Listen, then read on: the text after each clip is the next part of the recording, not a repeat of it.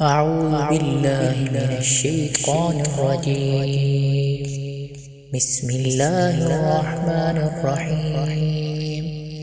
إذا السماء انشقت وأذنت لربها وحقت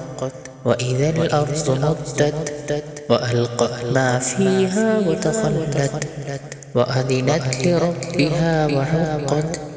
يا أيها الإنسان إنك كادح إلى ربك كدحا فملاقيه فأما من أوتي كتابه بيمينه فسوف يحاسب حسابا يسيرا وينقلب إلى أهله مسرورا وأما من أوتي كتابه وراء ظهره فسوف يدعو ثبورا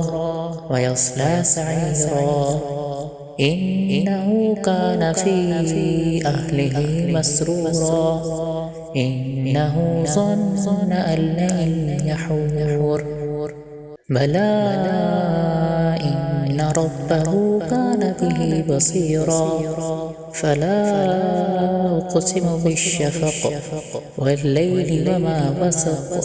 والقمر إذا اتسق لتركبن طبقا عن طبق فما لهم لا يؤمنون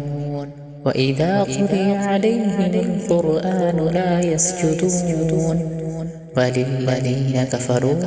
يكذبون والله أعلم بما يوعون